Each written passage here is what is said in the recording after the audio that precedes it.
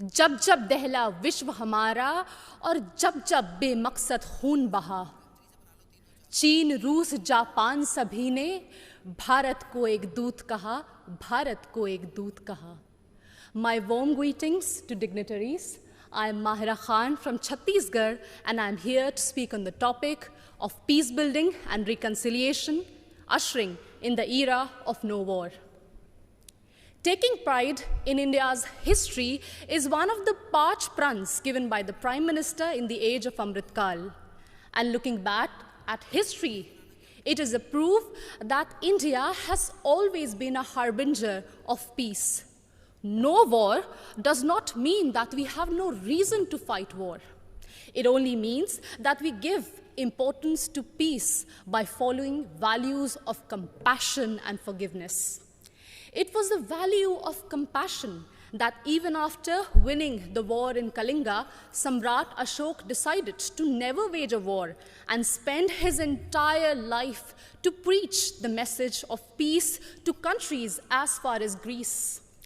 It was the value of forgiveness that even after the British sent our soldiers to world wars and our farmers to famines, Mahatma Gandhi still chose ahimsa and satyagraha for independence.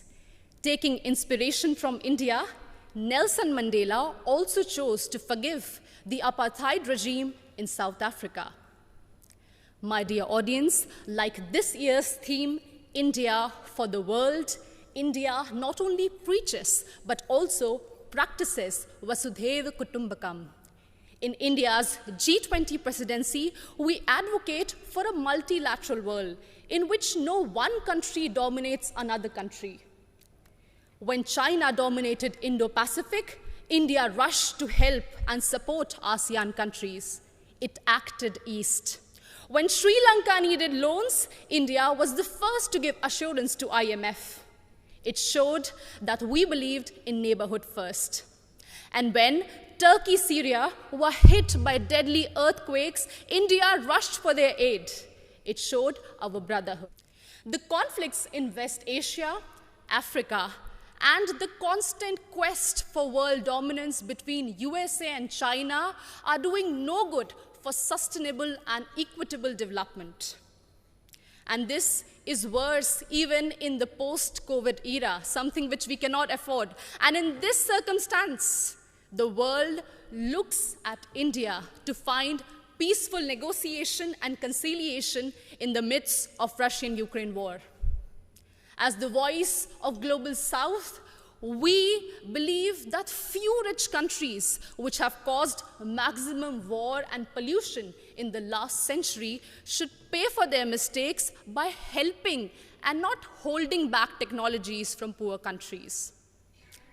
I understand that we might be divided by borders, but we believe that our culture, sports, and ideas could unite us.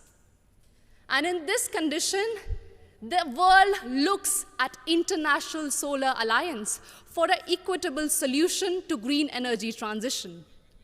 Our jawar, bajra, and ragi are being celebrated as superfoods in the world today.